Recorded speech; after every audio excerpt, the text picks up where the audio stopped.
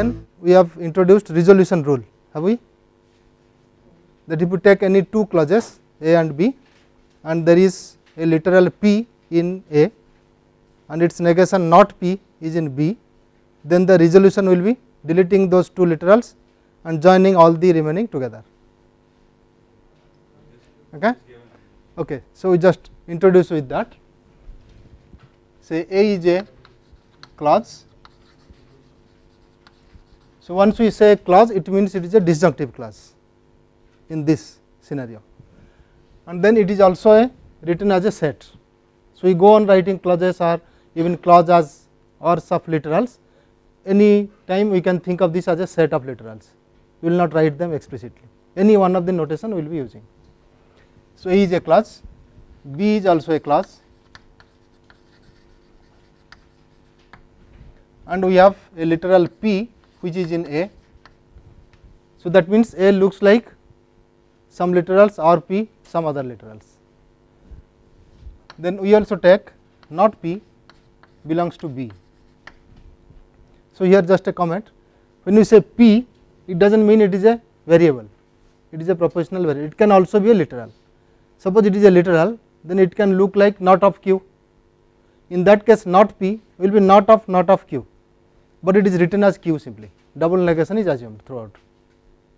Fine. So in that sense, when you say P belongs to A, not P belongs to B, it does not give the constraint that it has to be in the not P a propositional variable form and this has to be a propositional variable. It is not that. With that understanding, we are giving the notation here. Then we say that resolution of A and B, these two clauses, with respect to this literal P. Sometimes if it is a variable, we say with respect to the variable P. Okay. So P is called a biform variable here. If P belongs to A, not P belongs to B, it is called a biform variable or a biform literal. Biform literal is more appropriate, but once you know P is a variable, you also say P is a biform variable. So we say, give a comment, P is a biform literal.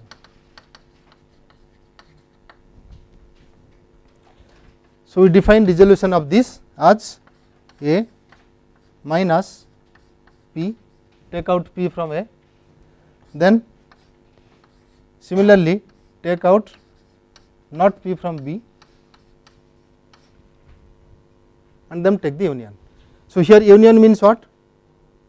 You are getting a new class where some literals from this and the literals from these are there. So once as a set, it will be ORs of all those things, right. So it is equivalent to deleting P, deleting not P and then OR them together, right. Is it clear? So this will be calling resolution of A and B with respect to the biform literal P. Sometimes we omit the biform literal. If it is very clear what this P is, we just write resolution of A B as an informal notation. So also we write this as resolution of A B if P is clear from the context. So let us see an example. Say I have P or not Q or R, this is my A and I have B as say Q or not R. Okay. Now I choose my biform literal to be Q or say not Q, any one of them you can say. Biform literal is this. Then what will be the resolution? So I will write resolution A B with respect to the biform literal Q. Now look at the definition here. We do not say B minus Q is not permitted, since it is written in the B minus not P form. There our convention works. Once you say it is with respect to Q or with respect to not Q, they are the same because of the convention, because not Q is taken as Q itself. So now this is equal to, you delete this not Q, delete this Q, so you get P or R or not R, right. You could have also chosen R as the biform literal, right, because R is there, not R is also in the other. So I choose that A B R. Now once I choose R and not R here, I would have the other things as P or not Q or Q. Is it clear? Then should I write this also? This could have been any one of these two if I do not fix the context, right. Should it be P?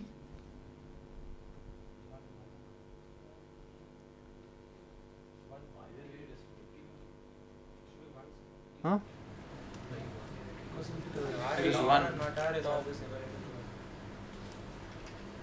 No, I am just looking at it formally, forget the semantics now. I have this class, I have this class.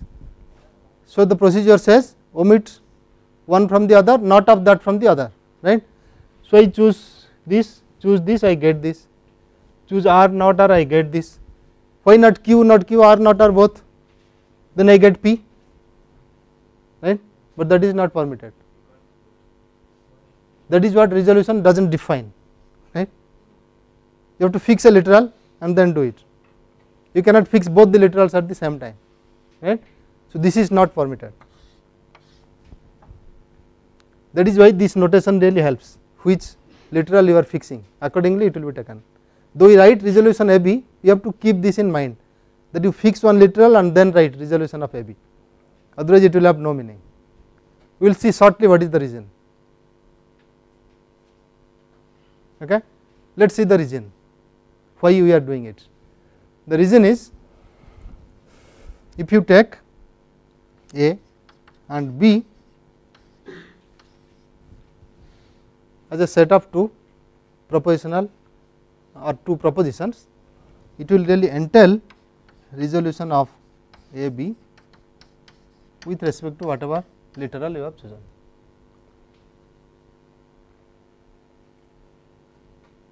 Okay. This entailment is really semantic entailment. So it says choose this proposition A as propositions you are thinking. This is a class, fine, that is also a proposition. So if you assume A and B, you can deduce resolution of A B P, or this consequence is a valid consequence. That is what it says.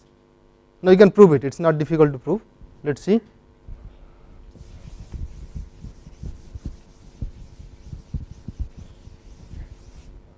So to prove this, what we do? Let us rewrite it here.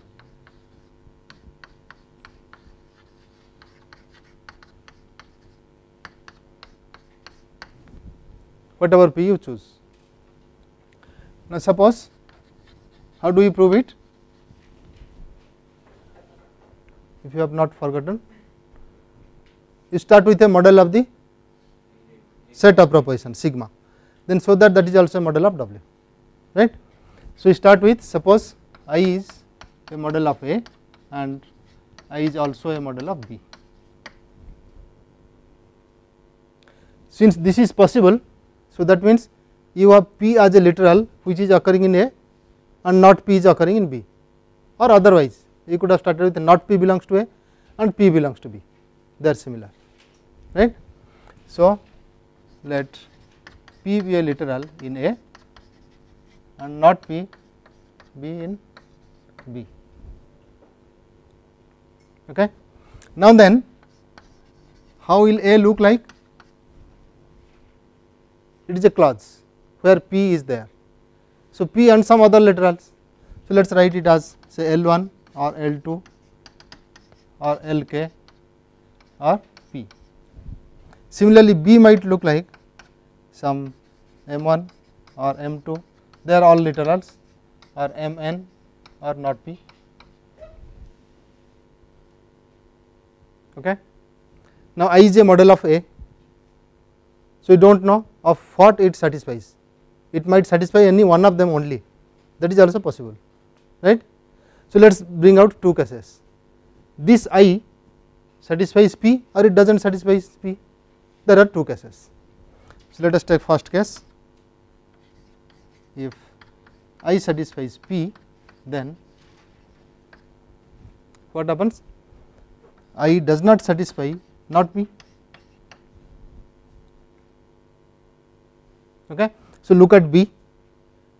I does not satisfy not P, but I satisfies B, therefore I satisfies the other one. So then I satisfies M1 or Mn,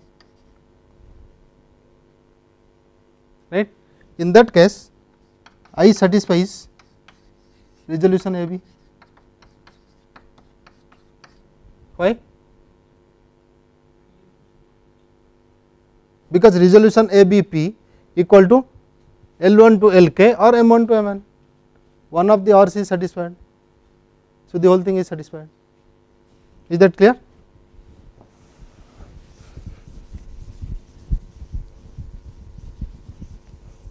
So here the reason is, since resolution of A, B, P equal to L1 or Lk or M1 or Mn. Fine. So that gives case 1. Next, case 2 is if I does not satisfy P, then I satisfies, okay, we do not need I satisfies, let us go there itself. If I does not satisfy P, then we look at A, okay. I satisfies A. So what do we get? I satisfies L1 or Lk. Is it clear? I does not satisfy this, it is evaluated to 0, but the whole thing is evaluated to 1. Therefore, whatever remains, that is evaluated to 1. Then job is over. Okay. Then I satisfies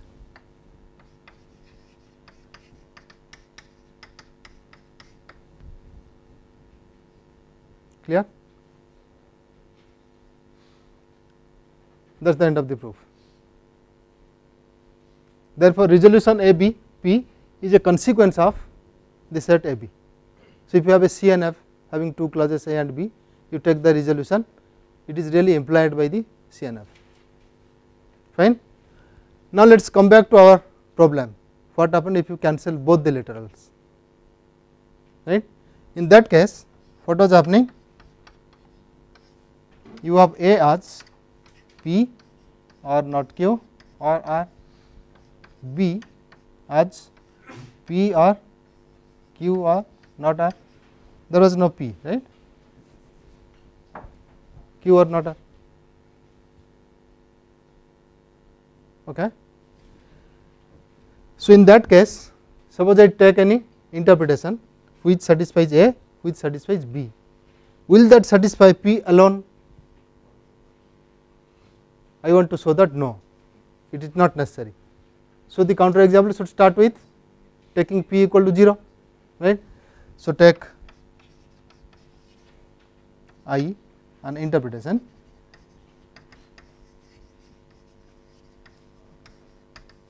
such that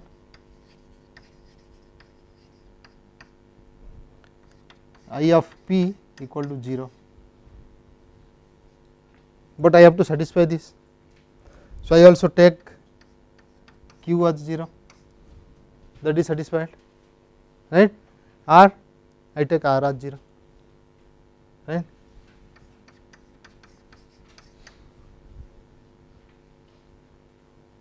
Okay. Now, what happens? I satisfies A because not Q is 1, all the others I forget, I do not need to see. I satisfies B because not R is 1, okay, but I does not satisfy P. So, I see that A, B does not entail P, okay, clear. So, that means what we have done earlier should not be allowed, it gives a hint, because we want this to be preserved. A B should entail resolution of A B, fine. So, that is why we have defined resolution in such a way that two variables if are there, P not P, Q not Q, they cannot be cancelled simultaneously, only one of them can be cancelled. Is it clear? Now let us see an example how to proceed here to go for the resolutions. What resolutions it can give us? So say resolution of not P or Q, not Q or R. So biform variable is Q not Q, that is the biform literal here. I fix Q and not Q. So the other one remains not P, R. So I can see that it is not P or R. To be specific, we should have written here semicolon Q. Fine. Okay. Resolution of not P or Q with P. Now P is the biform literal, so that gives Q. Resolution of not P or Q with not R I cannot take, it will not give anything, it cannot apply, right, because in not R there is only one literal not R and R is not here, so I cannot do anything. Now anything else I can do with not P or Q? Nothing, all are over. So let me start with the next one, not Q or R.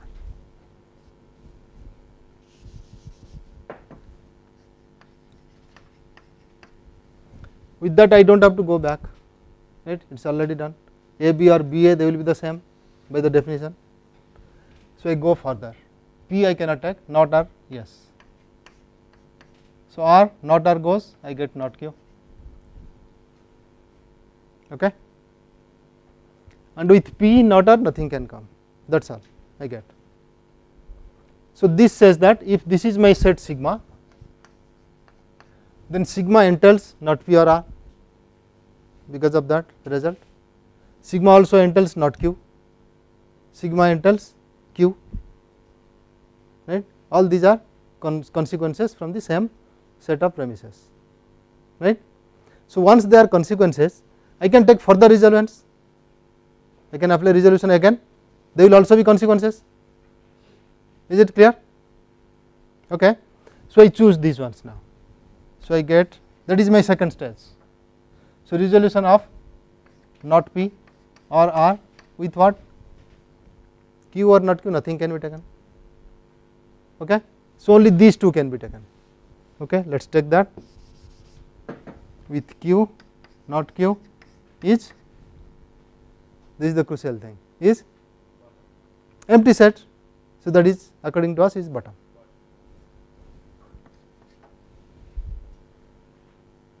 Fine. So this says that sigma is unsatisfiable because sigma entails bottom. Okay. So you see that sigma entails bottom, therefore sigma is unsatisfiable.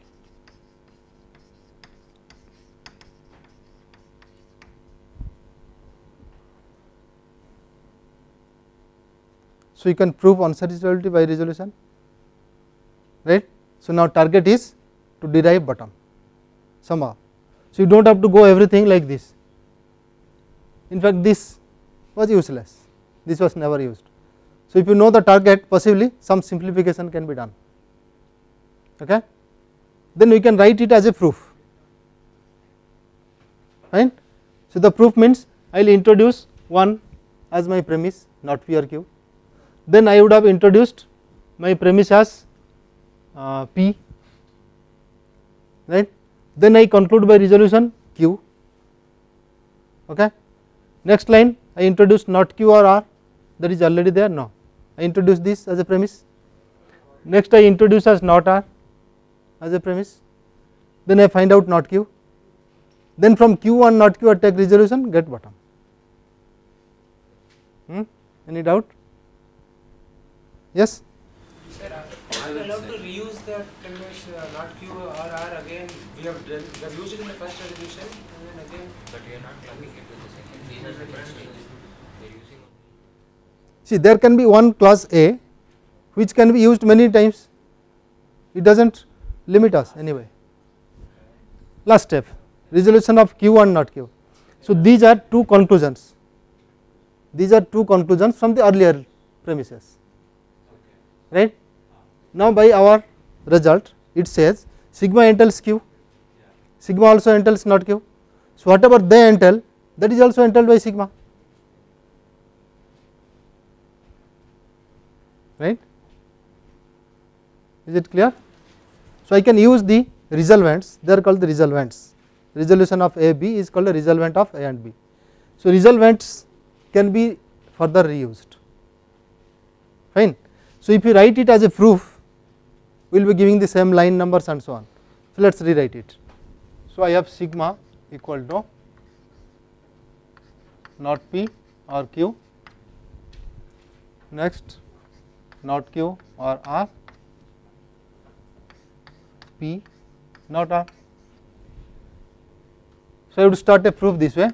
My first is not P or Q, which is a premise. So, I will write H as a hypothesis. You can write P also for premise. This is already in the set. Now, second line I will introduce P. This is also a hypothesis, right.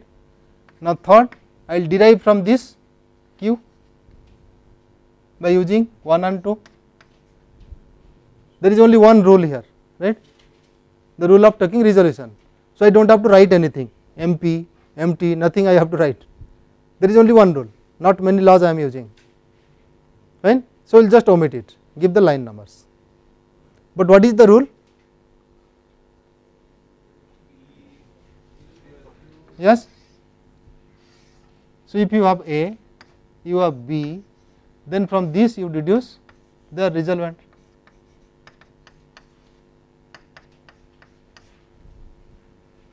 This is our rule, right. Let us give it a name, it is called resolution for propositional logic. So, by rule RPL I can do this, provided P is a biform literal. So, that means P should be in A, negation should be in B, or not P is in A and P is in B, if that happens, in that case only. Okay. So, here you should have written RPL. Anyway, there is only one, so we are omitting. Next, what we do? You can see what we have done there. We have to derive not Q from these two. So, introduce them as hypothesis, not Q or R, that is a hypothesis, and fifth line I take not R, which is a hypothesis. Sixth, from these two I conclude not Q as a resolution. It is going smoothly. Next, I take 3 and 6 and get bottom, resolution from 3 and 6. Okay. So, such a 3 column style is called a resolution refutation of sigma. Let sigma be a set of clauses, a resolution refutation of sigma is a finite sequence of clauses, okay, each of which is in sigma or is obtained from earlier two clauses by an application of the rule of resolution.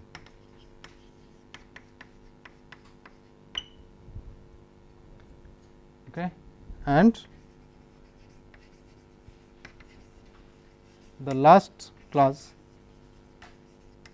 is bottom. That is what we have done here in this refutation. It is a sequence of clauses. This is the sequence of clause. Okay. So, each one is either in sigma, which are written as H, or is obtained from earlier two. This one is obtained from last two, this is obtained from those two, this is obtained from these two, right, and the last one should be bottom. fine. So, once you have a resolution refutation of sigma, this would tell us that sigma is unsatisfiable because of that result. Is that clear? Again, that has to be proved by induction on the length of this finite sequence, because one step you go, it preserves entanglement, many steps you go, it also preserves entanglement. That is what. Then we define, suppose we just generalize it a bit. If gamma is a set of propositions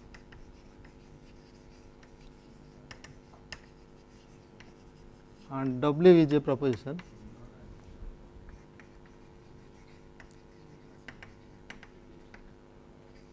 a resolution proof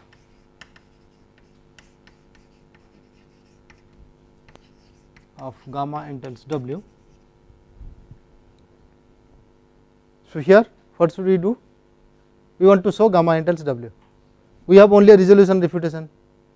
So, we should use reductio ad absurdum, bring not W to this side so that it is unsatisfiable, and unsatisfiability can be proved by resolution refutation, but you need CNF, right? You need a CNF.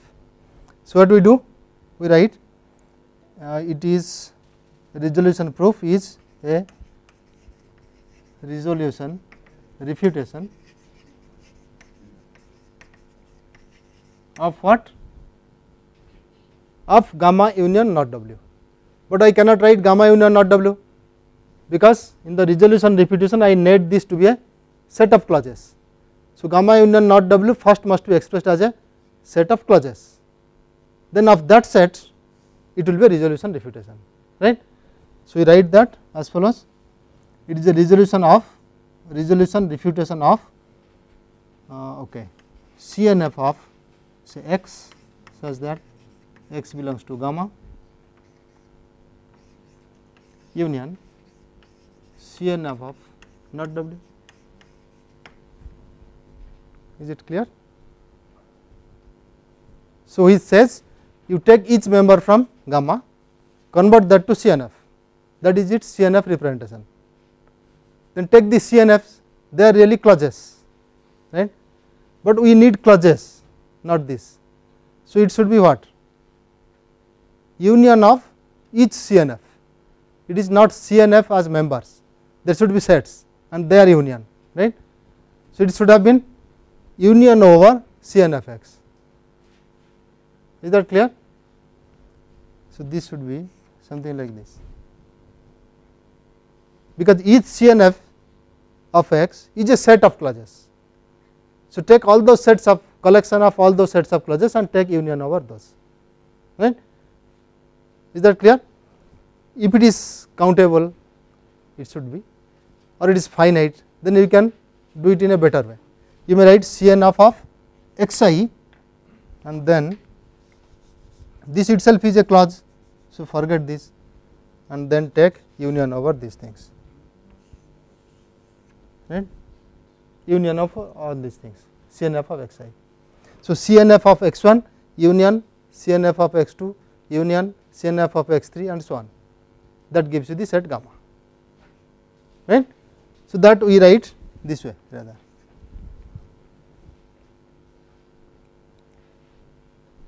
It is just a notation, so read it carefully. It says you take an element of gamma, convert it to CNF, now take the clauses, now take another x, another element of gamma, convert it to CNF, take all these clauses, put them together, continue like this, right. So, you get a set of clauses which is obtained from the each member of gamma. Now, that becomes a complete set, full set. With that you add CNF of not W, right, then consider resolution of that, resolution refutation of that, fine.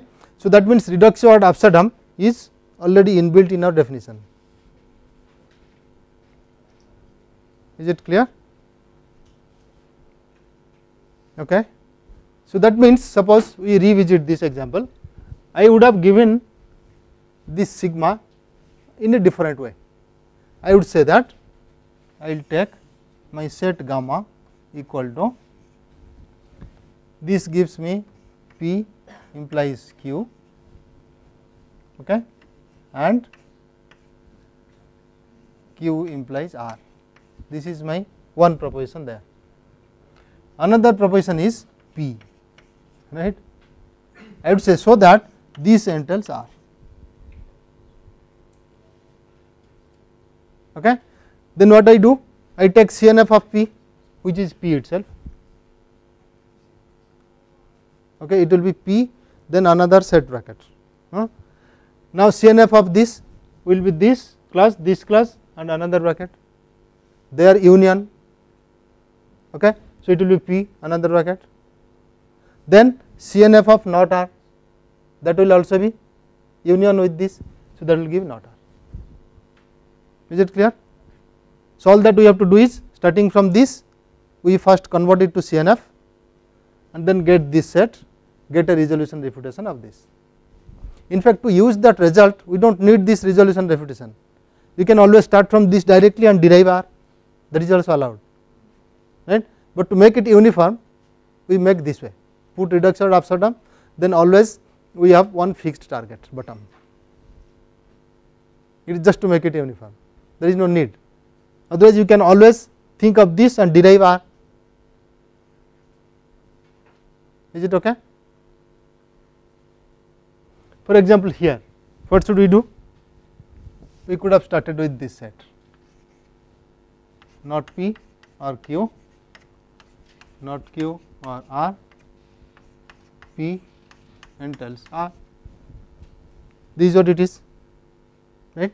P is kept as P, P implies not Q and Q implies R is written as not P or Q set, not Q or R, two clauses, and P is there, so entails R.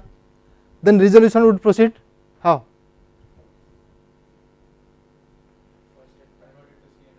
Yeah, okay, let us take these two, not P or Q,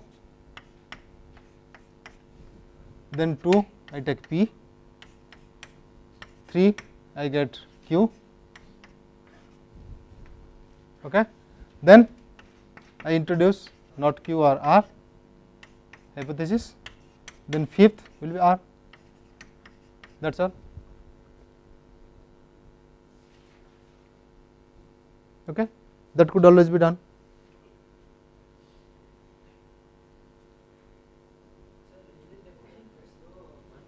The proposition into a CNF form, we are going to take the conjunctive clause, the disjunctive clause of the CNF, and then make a union of all those. So in that case, we are actually making it. By doing so, we are making it not equivalent to the actual proposition. It is equivalent. Why is it equivalent? Suppose in gamma you have x1, x2, xn, right. Now you want gamma entails W, right. Now gamma entails W means x1 and x2 and x3 and x4 and xn implies not W is unsatisfiable, right. Sorry, implies W is valid, which will say x1 and up to xn and not W is unsatisfiable. So when you convert to CNF, each one you can convert instead of converting the total thing, because they are all aunts. Is that okay? So that is what we are taking, Cn of x1, Cn of x2, Cn of x3. So once you take Cn of x1, that will look like one clause C1 and C2 and C3 and Cm. That is same thing as writing a set of C1, C2, Cm. Do you see what is happening? Clear? See, here also you could have done some simplifications to make it clear how we are proceeding. Instead of this style of proof, you could have written as a graph. Okay. So what you do? You start with that set P, and then you take P with this resolution is Q, okay. Then with Q and this you get resolution as R, fine. So you can see it as a directed acyclic graph. this happens to be a tree here, but always you may not get a tree, there will be crossings, right. So, you may get a directed acyclic graph. Let us see this resolution refutation. How do you see it as a directed acyclic graph? Almost the same way, with not R only you have to proceed, right. Yeah. So, we have another premise here as a not R, then you take R, not R, that gives bottom. Same thing, all the things are there, only not R is not there, right. So, I have all these premises now, from there I get bottom.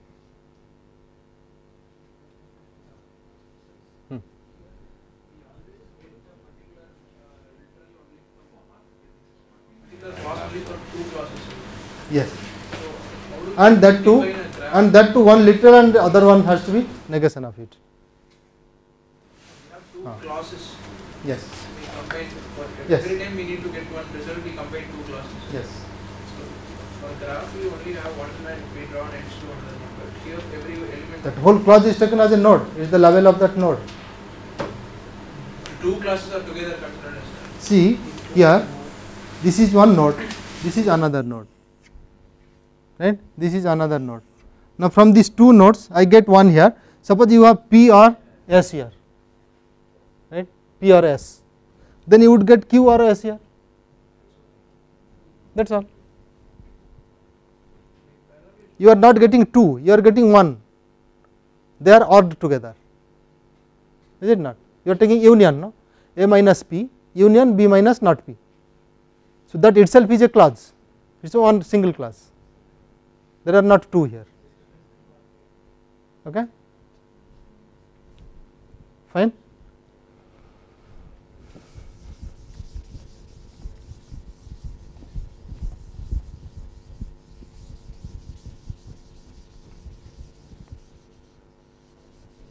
Okay, what about this?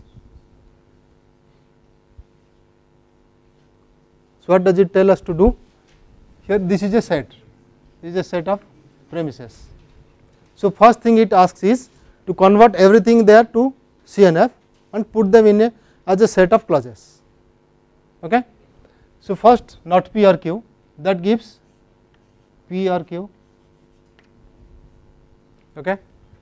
P implies R or S, which is not P or R or S. R implies T and U, so that is not R or T and U, which is equivalent to not R or T and not R or U by distribution. So, you have got a CNF. Now, as a clause set you will be taking one clause as this, the other clause as not R or U. So, you will be writing as not R or T, another is not R or U. That was your doubt.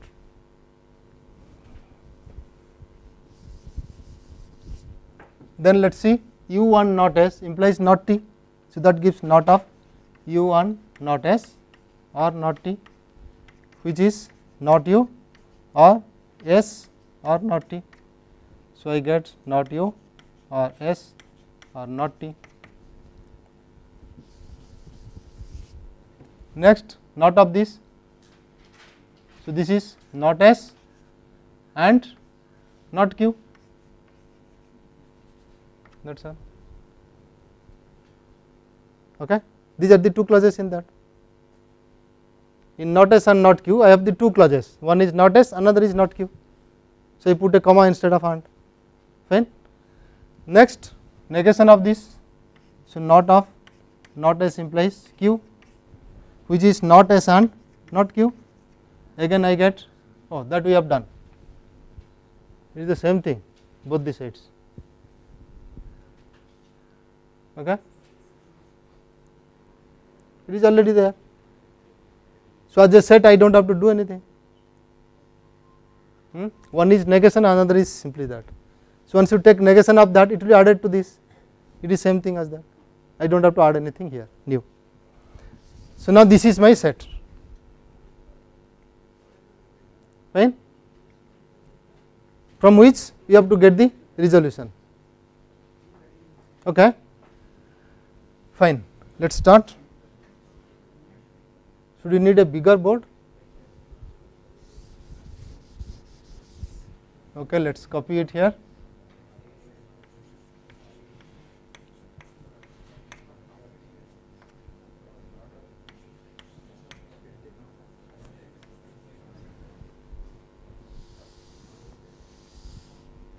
Fine. Now what should we do? Start taking resolutions, that is what it says. So it is usually easier if you start with the unit clauses where there is a single literal, then resolutions will not increase the length, right. If you start with others, resolution might give you a clause having bigger length, more literals. So let us start with that. Say not q, where there is q, p is there. So I take with that. So I get p. Okay. Now I can start with p itself or not s also. Let us start with not s. So these two give not u or not t. Fine. Now with p I get r or s. Okay. With not s again I get r. Fine. It is not a tree because of this, because these things can be reused. So in general it will be directed acyclic graph, there is no cycle formed, but it is not a tree, right. If you reverse it, it will be a tree. From r you will get a child s, from not u or not t also you get the same child, that is not possible in a tree. Okay. Now you have r here, r or s, that again gives not s. Also this gives t with r.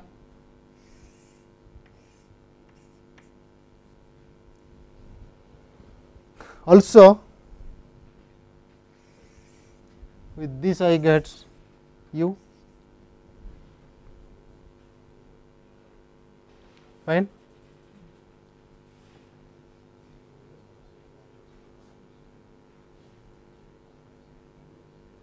Is it okay?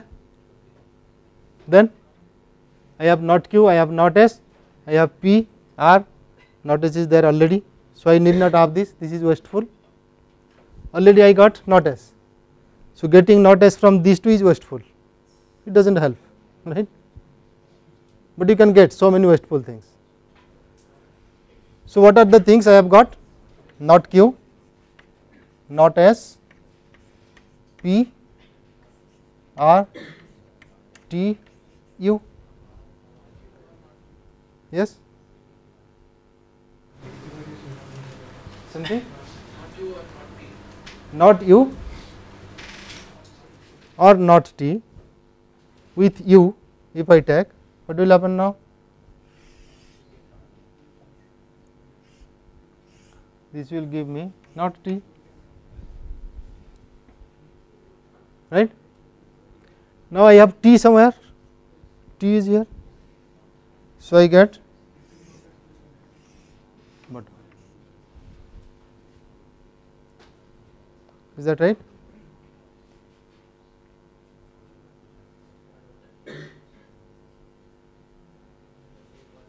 Okay. If you rewrite in some different order, these crossings might not be there, but we are not worried about that. Which one? That is fine, does not matter. Bottom right, correct. Not p can imply p. What is wrong?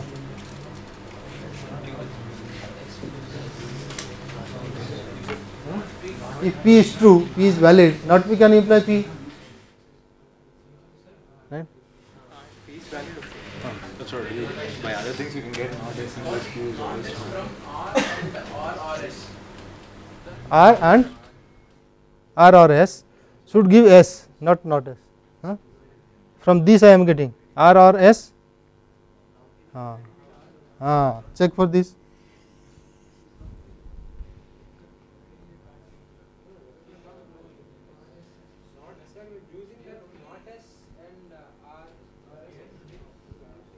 we are getting it from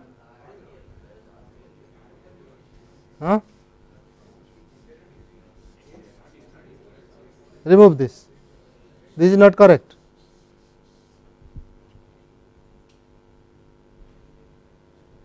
Okay. Anything else? Verify everything now.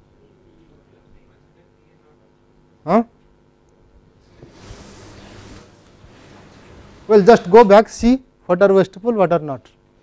You wanted bottom, so it comes from not T and T. Now T you are getting from R and not R or T, okay, and not T you are getting from U, okay, from U, and not U or not T. Is it correct? Yes. On U you are resolving. So you can verify now. This you are getting from not S, so that is cancelled. So you get not U or not T. Then R or S comes from P and not P, that is cancelled. So R or S. Not Q and P or Q, that gives P. So it is equivalent to telling if you do not have it here also, it will be alright, right. Do you see? So suppose you do not have this here, your gamma is only up to this, fine, still it will enter, because not W will add this. Is it clear? That is a redundant premise there.